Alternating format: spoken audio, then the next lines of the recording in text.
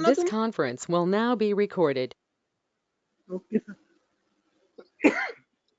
So today we are having an Indian sweet session. So you are doing you are working in laddu section, I guess. So yes sir. you may start your presentation for today. आप हमें बताएंगे कि किस तरीके से आपने क्या सीखा एक हफ्ते में, और कोई भी एक इंडियन स्वीट की प्रिपरेशन पूरी प्रोसेसिंग के साथ आज हमें बताएंगे आप, है ना दिनेश? जी sir. So over to you. Okay sir. You may start. Hello.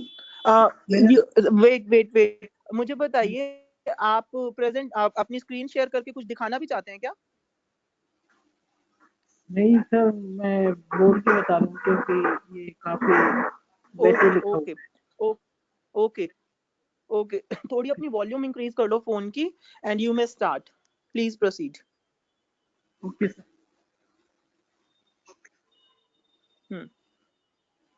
नमस्ते, मेरा नाम दिनेश डागर है, मैं पलवल से हूँ और मैंने ethnic food and sweet processing में एडमिशन लिया है और यहाँ पे मैं बीकानेर वाले के साथ ट्रेनिंग कर रहा हूँ और उसमें मैं अभी लड्डू सेक्शन में हूँ, तो लड्डू बनाना मैं सीख रहा हूँ। मैं आपको बूंदी लड्डू के एसओपी बताऊंगा। ओके बूंदी लड्डू के एसओपी के लिए अगर आप 20 केजी बूंदी के लड्डू तैयार करना चाहते हैं तो उसके हिसाब से मैं आपको एसओपी बताऊंगा। पहले हम 1 केजी मोटा बेसन लेंगे, उसके बाद हम 3 केजी पतला बेसन लेंगे और 200 ग्राम मैदा लेंगे। उसे एक इसमें ये सब मिक्स होगा उस मशीन में डालेंगे और पानी, इसके लिए हम 9 लीटर पानी यूज करेंगे और जब ये तैयार हो जाता है उसके बाद हम चाशनी बनाएंगे। इसके लिए 20 केजी के हिसाब से 6 लीटर पानी लेंगे चाशनी के लिए और 10 केजी शुगर लेंगे, चीनी। और चाशनी में एक कलर डलता है 0.067 ग्राम कुछ, वो कलर डलता है, येलो कलर उसको बोलते हैं। और बूंदी बनाने के लिए जिस छन्नी का हम यूज करते हैं उस छन्नी का नंबर जो है वो 6 नंबर की छन्नी यूज होती है बनाने के लिए और निकालने के लिए 12 नंबर की छेनी यूज होती है। और जो घी हम यूज करते हैं वो देसी घी होता है और 7.7 केजी, मतलब 7.7 केजी घी हम इस्तेमाल करते हैं।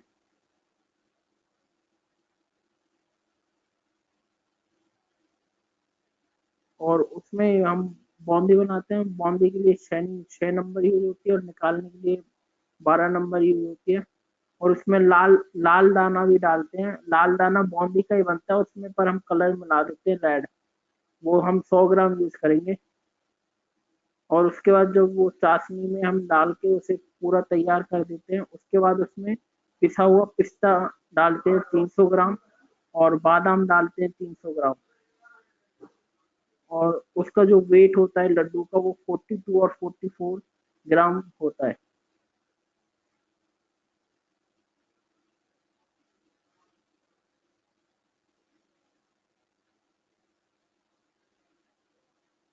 तो ऐसे हमारा बूंदी का लड्डू है जो तैयार हो जाएगा।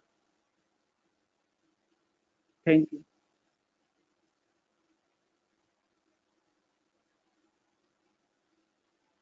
तो तुमने इसकी प्रोसेसिंग तो बताई नहीं कि तुम प्रोसेसिंग कैसे करोगे इसकी अब further, how you will do the processing of this. मतलब कि आपने इंग्रेडिएंट्स बताए हैं, ये तो हमें है ना, इंग्रेडिएंट्स ये होंगे, तो अब आप इसकी प्रोसेसिंग बताइए, प्रोसेसिंग कैसे करेंगे? सर पहले तो वो मैदा मिक्स करेंगे एक उसमें मशीन लेके, जिसमें हम मैदा यूज करते हैं। मैदा और बेसन दोनों मिक्स करके, मोटा बेसन और पतला बेसन और मैदा तीनों को अच्छे से पानी में 9 लीटर पानी इसमें यूज होगा सर, उसे मिक्स करेंगे।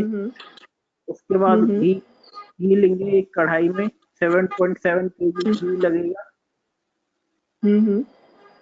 उसके बाद सर जब वो घी गर्म हो जाएगा, मतलब उसे करीबन 100 डिग्री स्टैंडर्ड के टेम्परेचर पे हमें गर्म रखना है।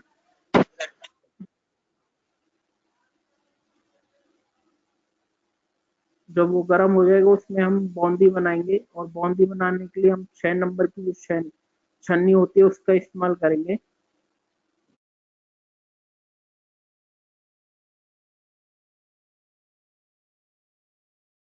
उसका इस्तेमाल करेंगे और निकालने के लिए हम 12 नंबर की छेनी का इस्तेमाल करेंगे।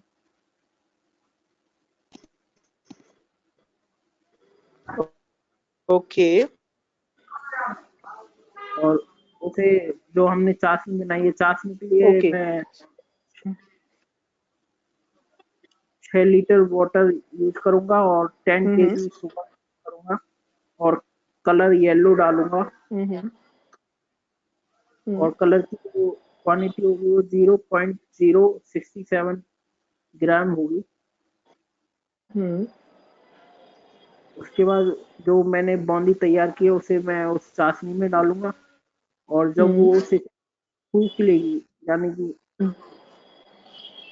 थोड़ी मतलब नरम हो जाएगी सूख के, तो उसे मैं निकालूंगा उसमें से। उसके बाद उसमें मैं, और जब मैं बूंदी बनाऊंगा उसमें मैं लाल दाना भी डालूंगा और उसे उसमें मिक्स करूंगा। 100 ग्राम लाल दाना यूज होगा 20 kg के लिए। ओके। उसके बाद वो जब थोड़ा ठंडा हो जाएगा तो उसमें पिसा हुआ जो पिस्ता होता है उसे 300 ग्राम डालूंगा, और बादाम 300 ग्राम। तो उसे अच्छे से मिक्स करके उसका जो लड्डू का जो वेट होगा वो 42 और 44 ग्राम वेट होगा। ओके। जब लड्डू प्रिपेयर करोगे तो वो 40 to 44 ग्राम्स का हम एक लड्डू बनाएंगे। जी जी सर, 1 पीस 42 Okay. 44 ग्राम। So that's it from your side. Yes sir. So do we have Komal with us? Komal, are you there?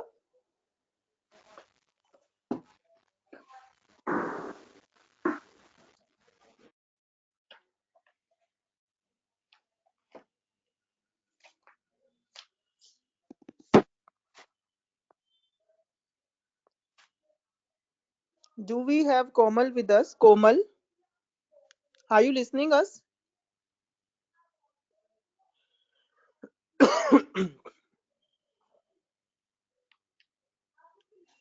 Okay. Is Tamanna is comfortable to speak? Tamanna? No, sir, I'm traveling. Okay, you are still traveling.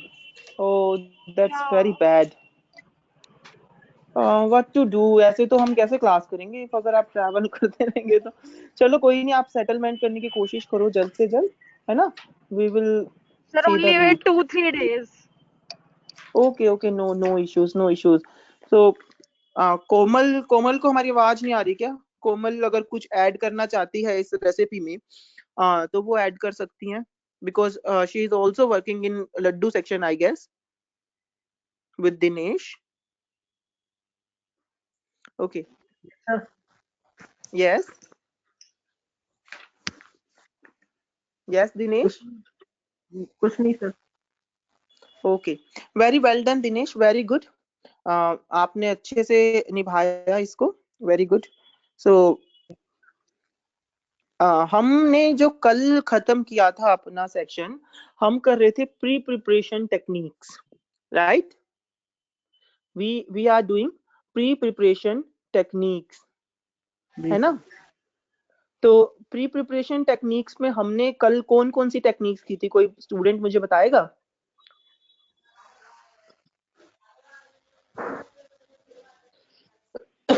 We did washing, peeling, paring, cutting, marpua, mincing, marring, mandolin, macedoa, shredding, slicing, slitting, grating, grinding, mashing, right? Mashing तक हमने कल preparation techniques की थी. सो आज भी हम pre preparation techniques ही करेंगे. दो ये टेक्निक्स करवाने का मेरा मोटिव सिर्फ एक ही है कि जब भी आप बीकानेर वाला की फैक्ट्री में या बीकानेर वाला के सराउंडिंग में काम कर रहे हैं या किसी भी प्रोफेशनल किचन में काम कर रहे हैं, you must use these techniques, you must use these names.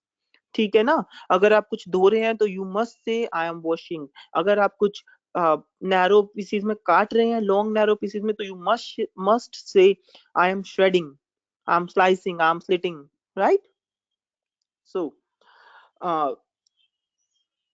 the today's preparation technique is puring. Puring, P-U-R-E-E-I-N-G, puring. Puring क्या होता है? हम कहते हैं ना प्यूरी कर दी हमने किसी चीज की, उसको प्यूरिंग एक टेक्निक होती है जिसमें हम क्या करते हैं, फूड को उबालते हैं, खाने को उबाल के मतलब कि या पीस के, और उसको छान लेते हैं. छानने के बाद जो उसका छना हुआ मटेरियल होता है उसको कहते हैं मोल्ट. जो छनने के बाद जो मटेरियल हमारे पास आता है उसको कहते हैं मोल्ट. उसको हम यूज करते हैं, तो उस प्रोसेस को कहते हैं pureeing. The food is strained and the malt should be used. मतलब कि स्ट्रेन का मतलब होता है, स्ट्रेन का मतलब होता है छानना. ठीक है? स्ट्रेन का मतलब होता है छानना, और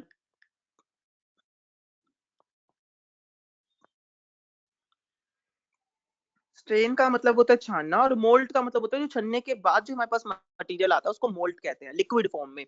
तो लिक्विड को जब भी हम, जैसे कि हम टमाटो को करते हैं सूप बनाने के लिए, हम टमाटर उबालते हैं, टमाटर उबालने के बाद उन्हें पीसते हैं, पीसने के बाद उसे छानते हैं, छानने के बाद जो उसका मोल्ट जो बचता है, छनने के बाद बीज अलग हो जाते हैं, छिलका अलग हो जाता है, जो हमारे पास एक फाइन मोल्ट बचता है, उसको हम प्यूरी कहते हैं, उसको कहेंगे टमाटो प्यूरी. ठीक है? ऐसे ही आप पालक की बना सकते हो प्यूरी. पालक को उबालो, उबाल के उसे मैश करो, मैश करने के बाद उसे छन्नी में से छान लो. छानने के बाद जो रेशे होंगे वो अलग हो जाएंगे और नीचे मोल्ट हमारे पास अलग हो जाएगा, तो उसको कहेंगे हम स्पिनच प्यूरी. ठीक है ना? पालक की प्यूरी. तो इस तरीके से हमारी होती है टेक्निक, जिसकी डेफिनेशन बनती है when the food is strained and the malt is used is called as pureeing. Right? Now next term is pressing. Pressing, pressing क्या होती है? प्रेसिंग जैसे नाम से ही पता चल रहा है, प्रेशर जहां पे अप्लाई हो, किसी चीज को दबाना, दबाव देना, इज कॉल्ड एज प्रेसिंग. है ना? तो प्रेसिंग हम किचन में कैसे करते हैं? It may be defined as separating the liquid, separating the liquid portion from the solid is called as pressing. I'm repeating, separating the liquid portion from the solids is called as pressing. मतलब कि solid particle में से पानी को निचोड़ देना, liquid को अलग कर देना, प्रेसिंग कहलाता है. जैसे कि कल आपने फैक्ट्री में बंगाली सेक्शन में पाइनएप्पल हलवा बनाया था. ठीक है? तो पाइनएप्पल हलवा बनाते वक्त आपने क्या किया? पाइनएप्पल को छोटे छोटे टुकड़ों में काट के, मतलब कि उसको श्रेड करके, श्रेडिंग करने के बाद आपने उसको निचोड़ दिया, उसका पानी, उसका जूस बिल्कुल निचोड़ दिया. तो वो जो जूस निचोड़ने वाली जो टेक्निक थी उसको हमने कहा प्रेसिंग. समझ में आया? जैसे कि हम मूली के पराठे बनाते हैं, तो मूली के पराठे बनाते वक्त हम क्या करते हैं? मूली को ग्रेट करके, मूली को कद्दूकस करके, ग्रेटिंग करके मूली की, हम उसका पानी अच्छे से निचोड़ देते हैं with the help of muslin cloth, एक कपड़े की मदद से या फिर अपने हाथों की मदद से उसका एक्सेसिव वाटर हम निकाल देते हैं. उस टेक्निक को, separating solid from liquid, is called as pressing. Right? समझ में आया? Now The next term with us is sieving. SEIVING. Sieving. What sieving is? sieving का मतलब होता है छानना. सीविंग का मतलब होता है छानना. छानना किसे कहते हैं हम? जब भी हम किसी भी खाद्य पदार्थ को एक पतली जाली जैसी चीज से निकाल देते हैं, उस प्रोसेस को छानना कहा जाता है. जैसे कि इसकी डेफिनेशन अगर आपको लिखने को आए अंग्रेजी में, आप कैसे लिखेंगे? passing through a fine wire mesh to remove the impurities is called as sieving. I'm repeating, passing through a fine wire mesh to remove the impurities is called as sieving. Sieving क्या होती है? छानना. तो हम छानते किस लिए हैं किसी चीज को? ताकि उसके अंदर कोई कंकड़ है, पत्थर है या कोई इनएडिबल अखाद्य पदार्थ है, उसको अलग करने के लिए हम प्रोडक्ट को छानते हैं. Right?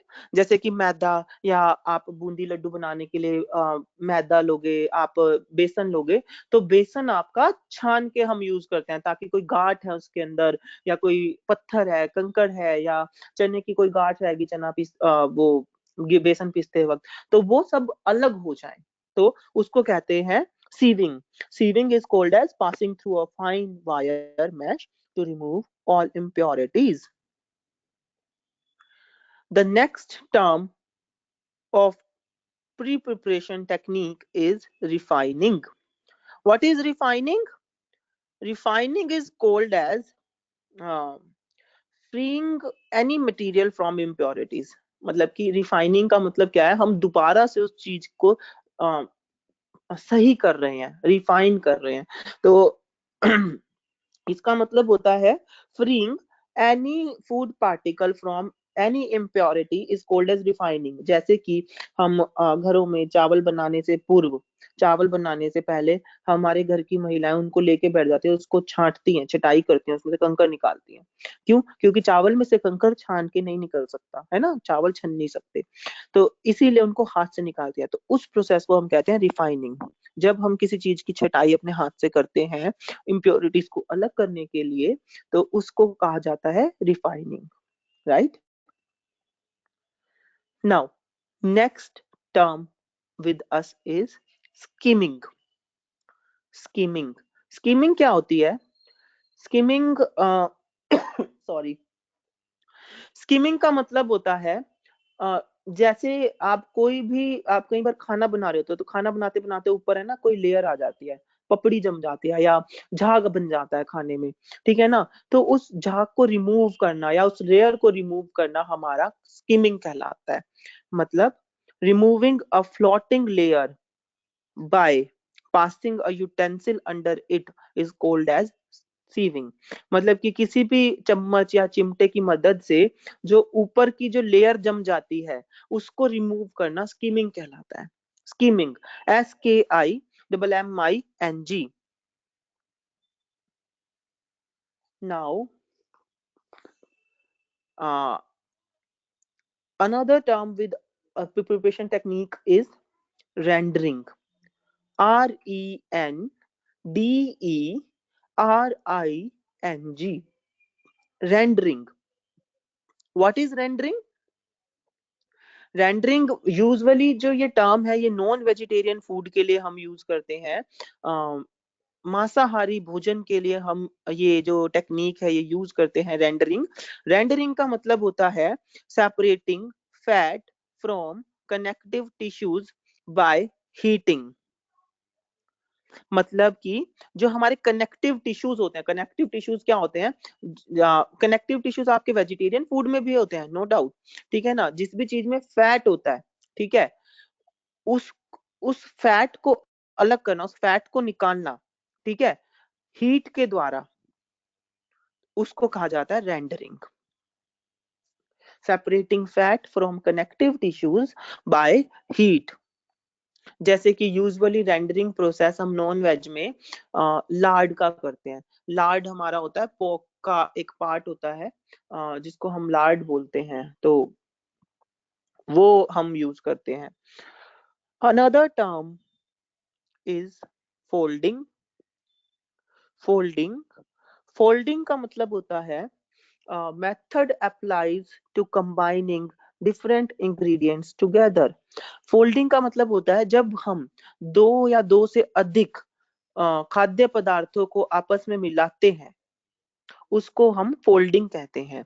Method applies to combining different ingredient together, दो या दो से अधिक इंग्रेडिएंट को, अलग अलग इंग्रेडिएंट्स को आपस का मेल जोल करना फोल्डिंग कहलाता है, right. Another term is floating.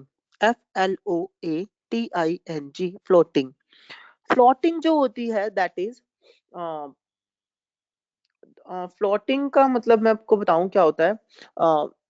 Separating on basis of difference in specific gravity, as in elimination of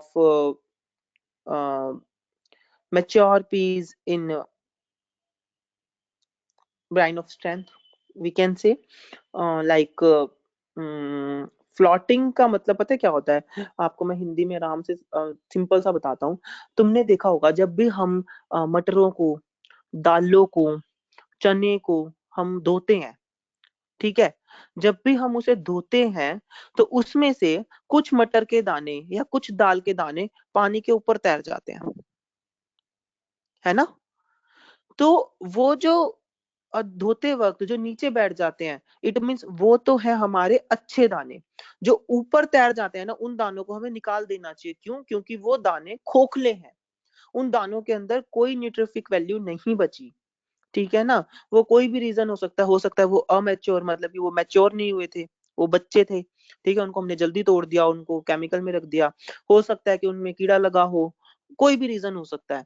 तो उस टेक्निक को हम फ्लोटिंग कहते हैं। जब भी ऐसा हो तो उनको यूजुअली हम घरों में तो क्या करते हैं, हाथ मार मार के उन्हें बिठा देते हैं, उनके अंदर पानी भर देते हैं, मीन्स, है ना। हाथ मारेंगे जितना तो उनके अंदर पानी भर जाएगा, वो नीचे बैठ जाएंगे भारी होके।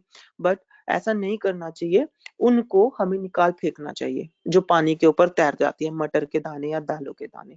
उस टेक्निक को, उस सेपरेशन की टेक्निक को फ्लोटिंग कहा जाता है। समझ में आ रहा है ना आपको? Hello hello hello. Hello sir. हाँ भाई लोगों, तुम तो एक बिल्कुल बार ही सांस खींच के बैठ जाते हो। नहीं सर, एक बार दोबारा रिपीट कर दीजिए। और हाँ घर जा रहे हैं पूछो। रास्ते में। अच्छा अच्छा, रास्ते में उबर जा रहे हो, कोई नहीं, कोई नहीं, मैनेज कर लो एक दो दिन। तो फ्लोटिंग बता रहा था मैं, जैसे हम नॉर्मल सी चीज है ये तो। हम घरों में दाल वगैरह धोते हैं, दाल मटर के दाने बनाने से पहले हम धोते हैं ना उन्हें। तो जब भी हम उन्हें धोते हैं, तुमने देखा होगा चावल दाल, कुछ दाने ना पानी के ऊपर तैरने लगते हैं पानी डालते ही, है ना। तो जी वो जो दाने ऊपर जो तैरते हैं ना, उन तैरते हुए दानों को हमें निकाल फेंकना चाहिए, क्योंकि या तो वो दाने अभी मैच्योर नहीं हुए थे, वो अंदर से खोखले हैं, तो उनके अंदर न्यूट्रिफिक वैल्यू कुछ भी नहीं है। हम उनको क्या करते हैं, हाथ मार मार के दबाते हैं। उन्हें दबाना नहीं चाहिए, उन्हें निकाल के फेंक देना चाहिए। और जब हम उन दानों को अलग से निकाल के फेंक रहे होते हैं, उस टेक्निक को फ्लोटिंग कहा जाता है, ठीक है। देन हमारे पास है, हाँ कुछ कह रहे हो दिनेश?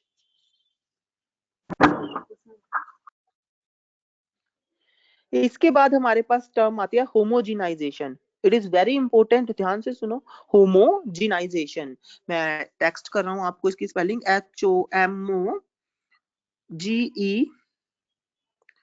HOMOGENIZA या SATION। होमोजिनाइजेशन, होमोजिनाइजेशन कौन सी टेक्निक होती है? बेसिकली ये क्या होता है, जब हम क्या करते हैं, subdividing the large drops into the smaller ones by forcing them through a small operator aperture under the great pressure, ठीक है ना। जैसे कि हम क्या करते हैं, हम घरों में मक्खन निकालते हैं, हम मक्खन निकालते हैं घरों में, और उस मक्खन से हम घी निकालते हैं। तो हम क्या कर रहे हैं, हम प्रेशर अप्लाई करते हैं ना पहले दूध पे, कितना दूध पे प्रेशर अप्लाई करते हैं हम उसको मशीन से या रई से खूब चलाते हैं, रिड़कते हैं, तो वो गाढ़ा हो जाता है। गाढ़ा होने के बाद जो फैट है, मतलब जो फैट इकट्ठा हो जाता है उसका, और फिर उस फैट को अलग से निकाल के, लस्सी को अलग से निकाल देते हैं, और फिर फैट को हीट देके गर्म करके उससे घी निकालते हैं। ठीक है ना। तो इस प्रोसेस को होमोजिनाइजेशन कहा जाता है, homogenizing the fat in the cream. ठीक है ना। तो ये कहलाती है homogenization. Another term we are having with us is beating. Beating, B-E-A-T-I-N-G, B-E-A-T-I-N-G, beating। Beating का मतलब होता है मतलब कि एक तरीके की मिक्सिंग होती है, मिक्सिंग द मटेरियल। ठीक है ना। हम मिक्स कैसे करते हैं बीटिंग में? हम या तो उसको अच्छा थप्पड़ थप्पड़ मार के ऐसे करते हैं, हाथ से भी कई बार घोटते हैं ना हम दाल, जब हम दही बल्ले बनाते हैं तो हाथ से दाल घोटते हैं, उसको बीटिंग कहा जाता है उस प्रोसेस को। जब हम अपने हाथ से ऐसे फटाफट फटाफट किसी चीज को घुमा घुमा के मिलाने की कोशिश करते हैं, उसको बीटिंग कहा जाता है। या फिर किसी चीज को उठा उठा के पटकना, उठा उठा के पटकना, मतलब कि lifting and dropping with a tool is also called as beating. ठीक है ना। बीटिंग का हिंदी मतलब भी होता है मारपीट करना। ठीक है। तो जब भी हम किसी भी खाद्य पदार्थ के साथ मारपीट करके उसको मिलाने की कोशिश करते हैं, उसको बीटिंग कहा जाता है। Right. Another term is blending. Blending, जैसे आपने सुना भी होगा blender, mixer blender. Blending, blending का क्या मतलब होता है? जब हम दो से अधिक खाद्य पदार्थ को कॉन्टिन्यूली मिलाते हैं, मतलब कि बिना रुके हम उसको चलाते रहेंगे ताकि वो मिल जाए आपस में, उस प्रोसेस को हम ब्लेंडिंग कहते हैं। BLENDING, blending means mixing two or more ingredients thoroughly. The thoroughly word is very much important here. Mixing two or more ingredients thoroughly is called as blending. दो या दो से अधिक इंग्रेडिएंट को मिलाने के लिए जब हम उनको बिना रुके मिलाते रहेंगे, थॉरोली मिलाते रहेंगे, उसको ब्लेंडिंग कहा जाता है। जैसे कि हम कोल्ड कॉफी बनाने के लिए करते हैं। ठीक है। जैसे कि हम दूध के अंदर जब हमें घी मिलाना होता है तो हम ब्लेंड करते हैं उसे, है ना। तो ये होती है ब्लेंडिंग।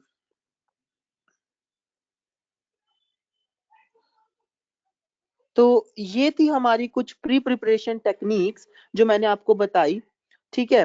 अब आप मेरे पीछे रिपीट करोगे, हम शुरू से लेकर आखिरी तक सारी प्री प्रिपरेशन टेक्निक रिपीट कर रहे हैं एक बारी। मेरे पीछे बोलिएगा washing,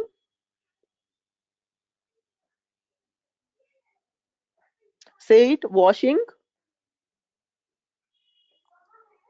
washing, then piling,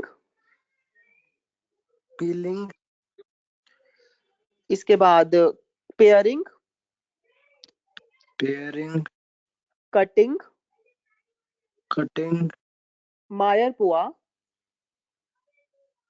sorry sir, repeat करना।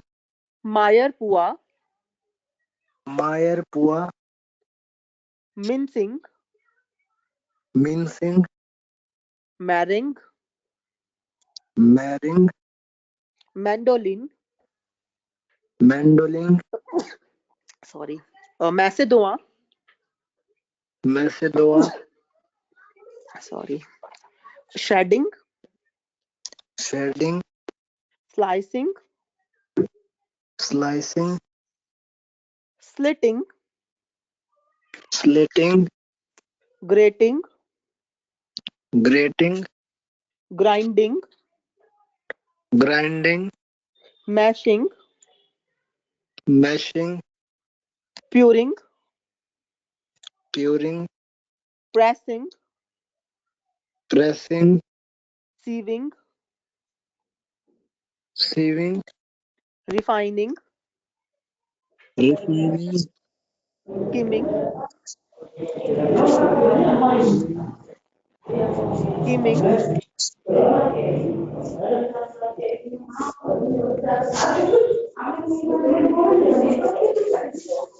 Komal, kindly mute yourself.